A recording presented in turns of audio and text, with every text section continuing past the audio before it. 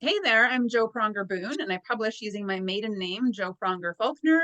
I'm here today with Sonia Aldana Morales to talk about our book collaboration called Absolute Vision, which was released in December 2022. Welcome, Sonia. Hello, Jo. Thank you for having me here today. So this is the second collaboration in the Absolute series, and I'm thrilled with the stories that we have in this book. We have 21 authors in Absolute Vision, Sonia, me, and 19 other amazing men and women from 6 countries around the world. Our authors are from Canada, the United States, coast to coast, South Africa, the United Kingdom, Nicaragua, and Bulgaria. And we teamed up to share our motivational, personal, true stories of achieving our vision and intentionally creating an extraordinary life against all odds. The rankings we've hit on Amazon so far have been incredible. This book has only been out for about 7 weeks now, and in this short time period, we've racked up 57 #1 rankings on Amazon. It's been such an exciting experience for our authors. We've ranked as #1 bestseller in 12 categories in Canada and the US, and #1 new release in 45 categories in Canada, the US, and the Netherlands. We've also earned 3 orange Amazon bestseller badges, which are really hard to get. And many of the men and women in this book have never published anything before and can now call themselves international best-selling authors. Not only that, but Absolute Vision was created as an epic fundraiser. 100% of the profits from the author entry fees to be in the book and 100% of the royalties from the Amazon sales are going towards a project my husband Mike and I are doing. We're actually building a house for a family in Nicaragua who didn't have a home of their own. We actually went to Nicaragua in January of 2022 to break ground on this life-changing project. And as of right now, 1 year later, the house is about 2/3 of the way completed. This book is self-published and self-promoted by all of our authors, not done through a traditional publisher and not using any paid advertising. It's been an organic grassroots effort by each of us, which makes what we've done with it so far all the more amazing. The reviews that have started to come in say that the readers couldn't put it down. This book is such a great read. The stories demonstrate absolutely astounding vision. They are incredibly inspiring, full of hope, and they show how to achieve in light of challenges. Those are all direct quotes from the reviews on Amazon. Sonia's chapter is called Precious Milestones, chapter 18 in Absolute Vision. Thank you for joining me today, Sonia. Thank you so much, Jo, for giving me this great opportunity. I am so happy to be part of this amazing book collaboration. And I really enjoyed this opportunity to work with you. Awesome. So can you tell everyone a little bit about who you are and where you're from and what your chapter in Absolute Vision is about? Yes, I'm Sonia Aldana, and I am a community advocate for prenatal diagnosis and palliative care for children who are diagnosed in utero with a life-limiting condition. I support parents to embrace the journey and to love the child regardless of the diagnosis they received. And I was born and raised in Guatemala, Central America. And I moved to this country 20 years ago, and I live in Rhode Island with my husband.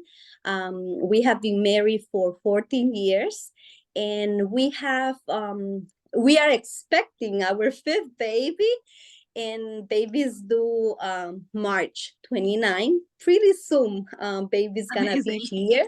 Yes.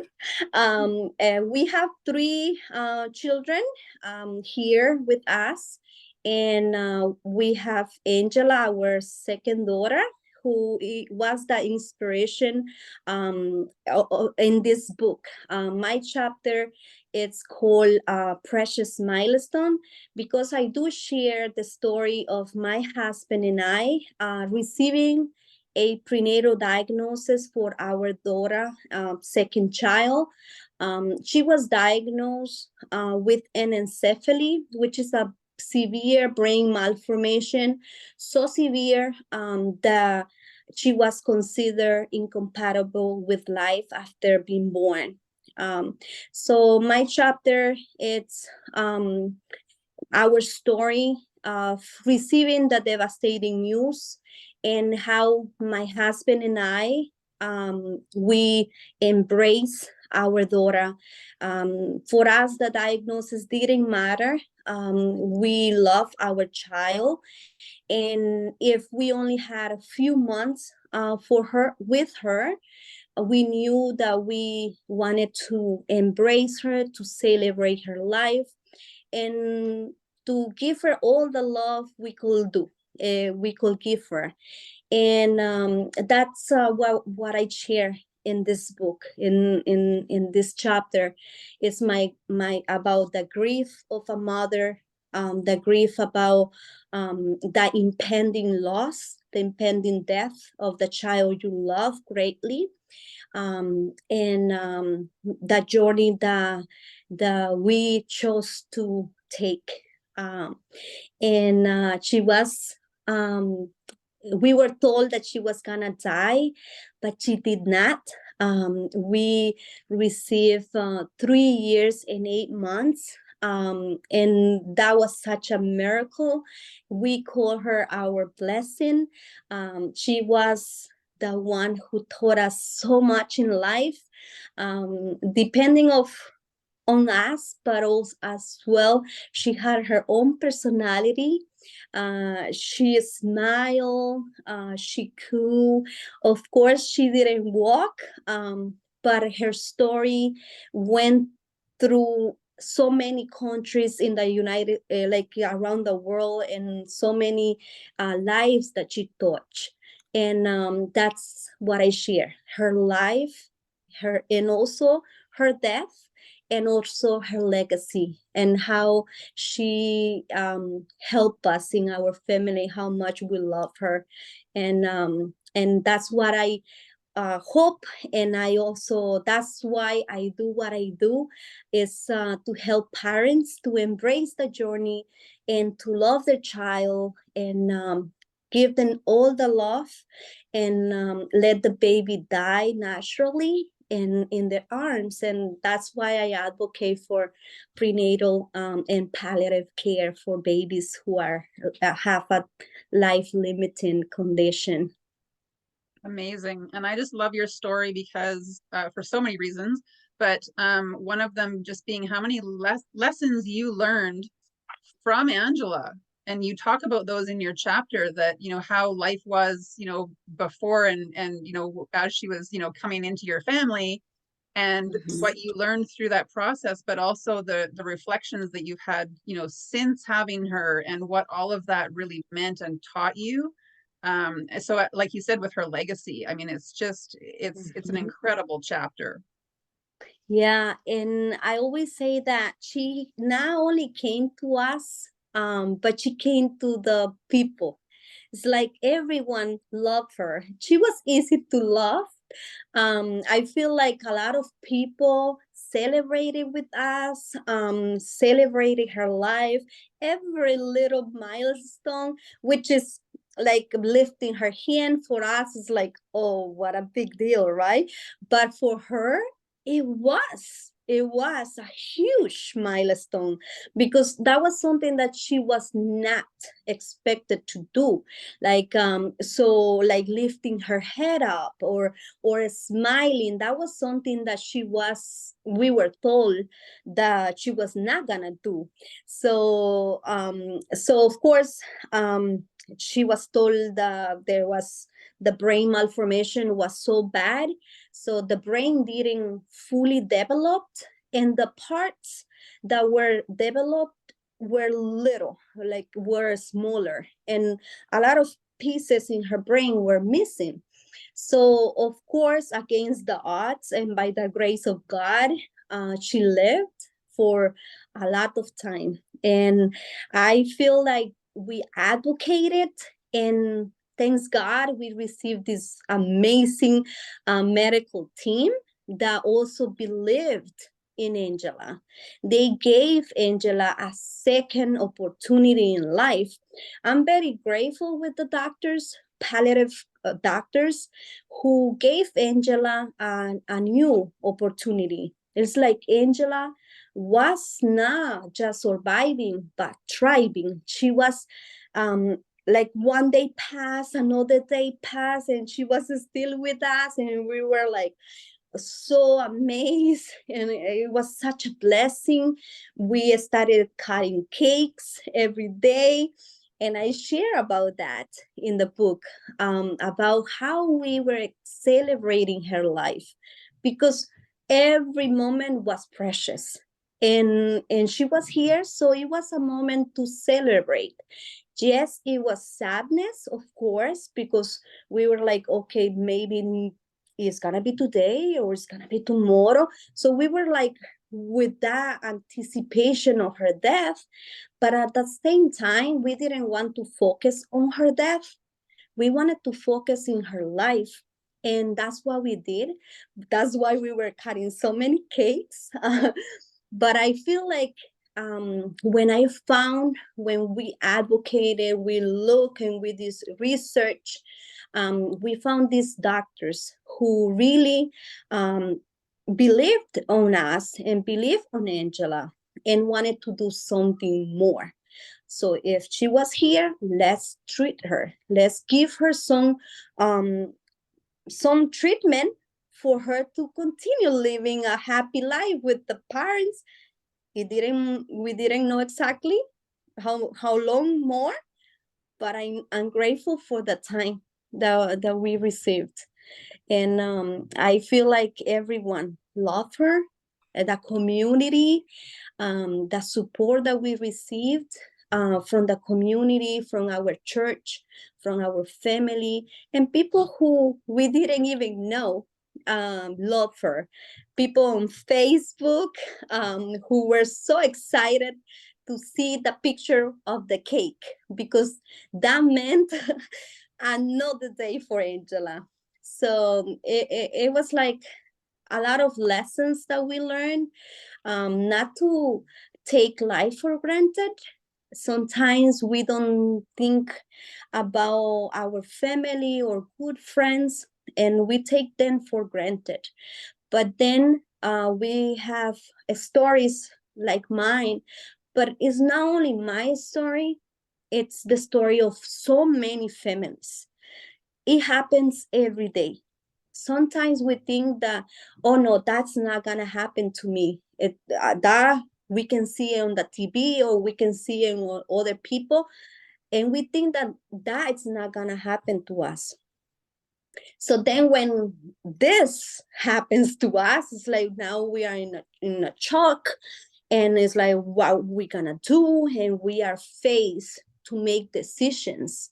And sometimes decisions are made by fear, out of fear, so not out of love. It's like sometimes when we are in this challenging moments, we're like, oh, what I'm gonna do? And sometimes the pressure from family, from the medical community, from everywhere, we get in pressure.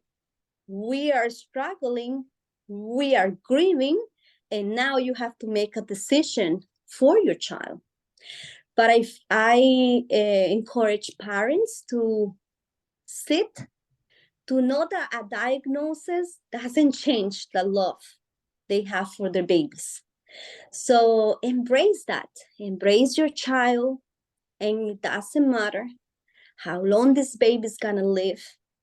This baby is gonna be such a blessing for them, and not just for them, but for the little ones, the siblings, the grandparents, the family, and people.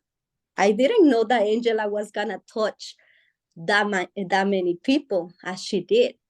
But I'm grateful she was given to us, because I feel like she was such a blessing, and we don't have regrets of having giving her all everything that we had given to our other children.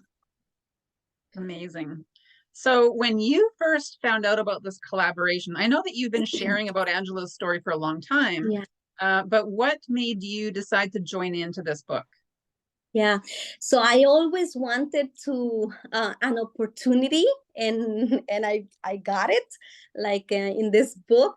When I saw Beverly, who is a co-author in your first collaboration, Absolute Will, she is the one who invited me. She posted on Facebook that there was this opportunity, and I said I want to join. And my story was one of you were like looking for people, a story that like of people who has created a extraordinary life against the odds. And I'm like, I have one.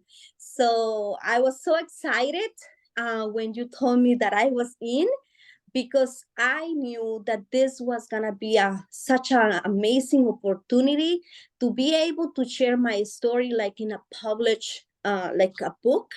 That was something that I have always wanted. I have shared my story on Facebook a lot. Since Angela was in my belly, I started sharing her story, but this one was more like a dream. It was something like, oh, to be a imagine now we are called international authors, so that is such a great accomplishment. So of course I knew that I wanted to be part of this, and I'm so happy that I joined you. And it is so easy to work with you, because it is like you are a great leader, and you are always there to help. If someone else who's listening want to be part of Joe's collaborations, just do it. She is great mentor, and I know you can write your own perfect and incredible piece with her Thank you. help. Thank you so much. I appreciate that. And I really love working with authors, and I really loved working with you. It was, your story was just so inspiring, and to have you part of this book, I just realized, the first time I read your first email, I thought I really need this story in this book. So I'm glad that you were Yeah, in it as well. yeah. Now, so writing seems to bring out different experiences in different people. So and because you have spent a long time already sharing your story, did you find that writing the chapter was pretty straightforward, or maybe more difficult than you'd imagined? And did anything surprise you along the way as you were writing it? I found myself thinking a lot. English is not my first language, it's my second language. So I was translating like from Spanish to English. So I was thinking in Spanish and then translating to English. So it was quite challenge. And I feel like I talk a lot, and I tend to share too much, and I found myself writing too much, and then it was a little challenge, because for the purpose of this book collaboration we have a limited words. So I had like, I don't know, 10,000 words at the beginning. So then I have to cut a little bit, and then of course I was able to create this amazing piece. So I feel like it was challenging, but also a really amazing learning opportunity. And I found myself like incredibly proud because English is not my first language. That's the first thing. And that makes me think that I am capable of a lot of things if I try to do it. And I feel myself that I can express more in writing than speaking. So I feel like this piece, it was incredible, a little bit challenging, but I was up to the challenge, and I'm so happy that I was able to accomplish this piece with you.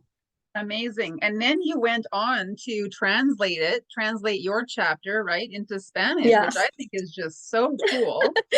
Yes. No, I tell you, it's like I have always shared the story about Angela, our testimony, in both languages.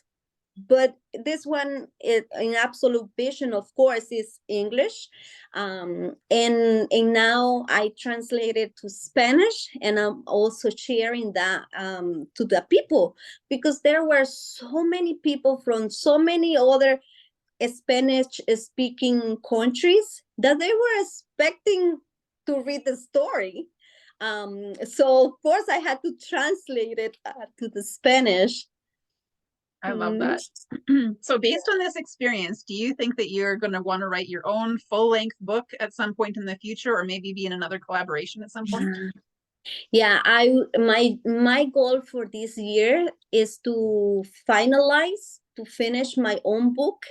I feel this collaboration was such an opportunity, and it's like a little teaser, a little like people making people want to read more, because in my story it's so many things: advocacy, about disability, inclusive, including babies, children with disability in the community.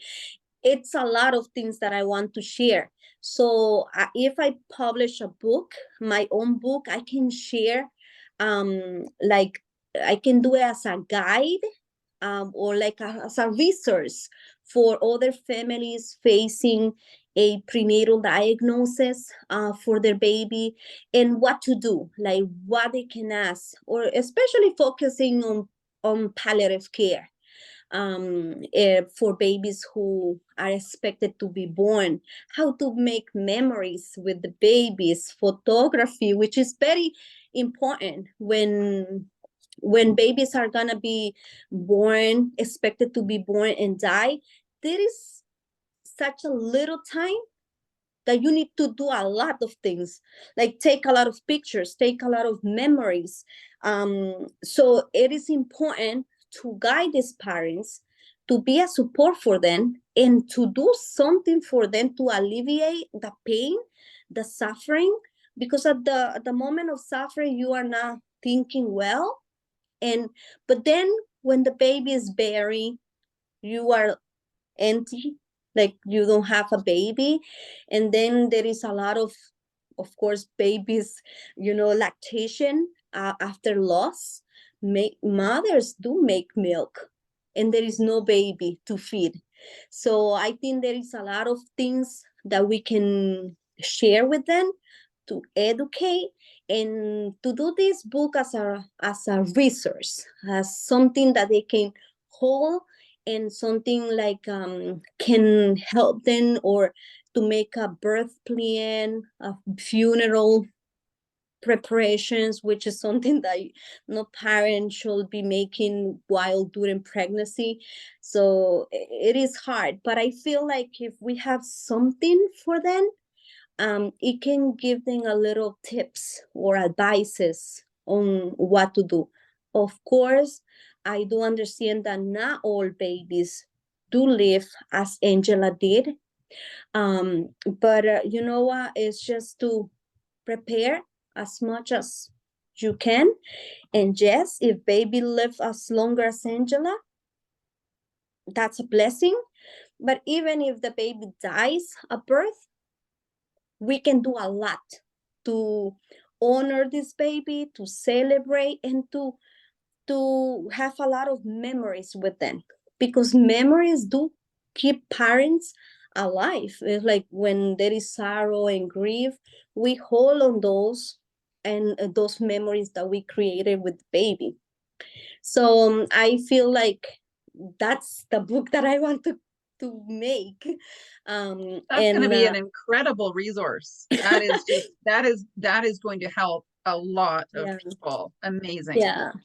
Yeah, Wow. that's my goal for this year. So to finalize, because I have a lot already, but I haven't had, or I haven't found, I would say, the opportunity to publish.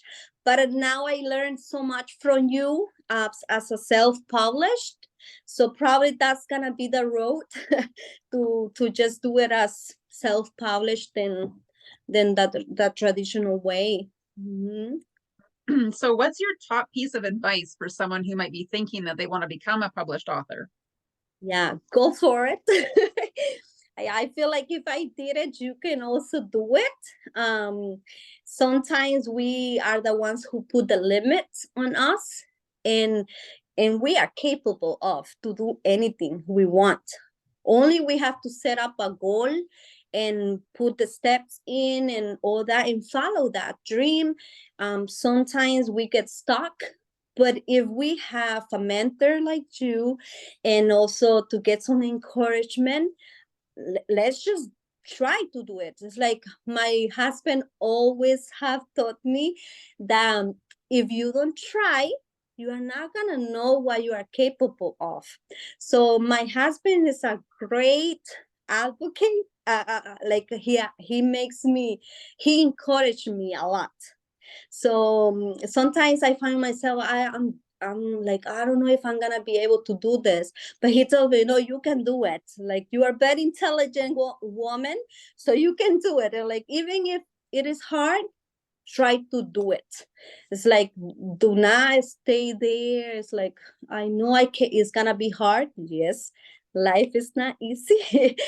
And there are challenges, but you can overcome them and go for it. Start writing and share your story. And now Joe has 2 more collaborations going on. So try to see if your story fits on the purpose of those 2 collaborations, and go and do it. But just do it.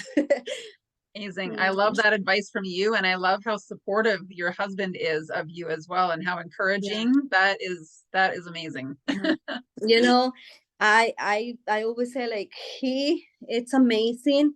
And I always see like with what we went through, we did it together. It's like you need the support. It's like you need the support to cry, to hug each other, and be the, like, the comforter and the supporter. It's like each other. So I, with my husband, I'm so blessed to have him, because we together, we did what we did with our daughter.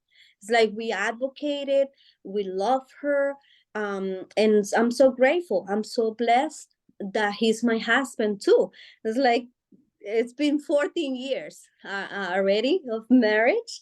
And but I'm so happy to have a partner that he is very supportive, and he's the one who tells me to do more. Yeah. That's amazing.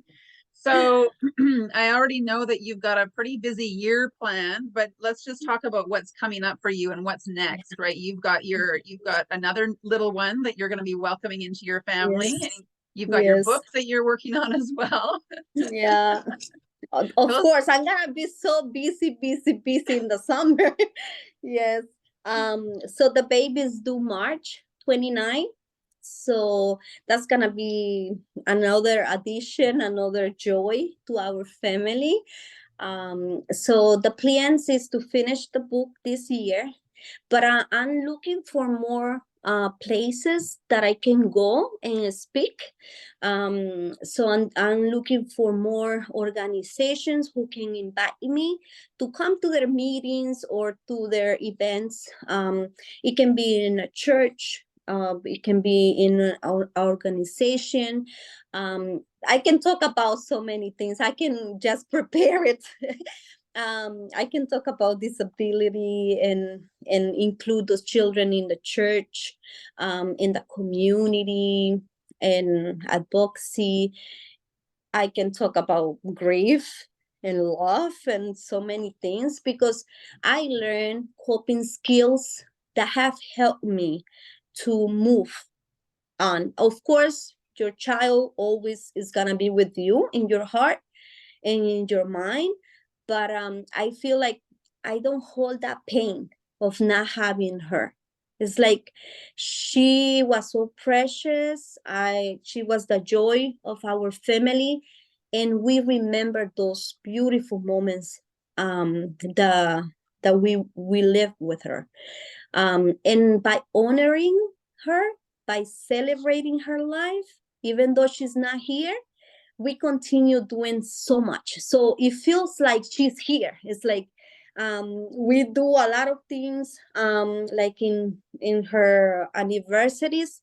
We do fundraisers to help children who are going through hospital stay, or we do baby showers to help families. We help with a lot of things. So I feel like by helping others, that give me great joy, and I feel like Angela is with me all the time. But I would love to go and speak in different places if you invite me to come to your event. That's what I'm looking for, to go. I like to speak in different events. So hopefully, if you have a event coming up, invite me. I would love to go. Of course, I'm gonna have another baby soon, so it will be after, like, in summer, I think. But yeah, that's my family, and of course we're gonna be a family of Majan now with 4 children here. So Well, and a it's lot gonna of be a times too, busy. you can do these speaking engagements sometimes over Zoom as well. I've seen people like that are in Yes. summits. They call them either summits or masterminds or any of these type of groups. A lot of them, Yeah. are on Zoom these days too. So that may be an option That's as well, very right? true. Like right now, after the pandemic, everything has been switched to Zoom meetings and online everything, and I'm willing to do that, because that's also very important, because social media is huge. So, and we can make a great impact, not just in person, but also in, like, through videos, because it's just a story that needs to be shared. And also for all the parents, because they need a lot of support when they're going through some kind of heartbreaking diagnosis for their babies. Absolutely. Mhm. So for those who would love to connect with you, can you please share your website or social media handles and how else they can get in touch with you? Yes, so I have a Facebook page. It's facebook.com/ our baby Angela, and you can see videos, photos in there, a lot of things. But also I have a website. It is inspiredbyangela.com. So you can go in there and you will find all my platforms in there, and a lot of information that I share with the people. Wonderful. Sonia, your chapter is just so vulnerable, and you shared so many powerful insights in what you've learned through Angela's life as well as her death. And I'm so inspired by your perspective, and I know that so many others around the world are as well. So thank you for your contribution of such an inspirational story for this book.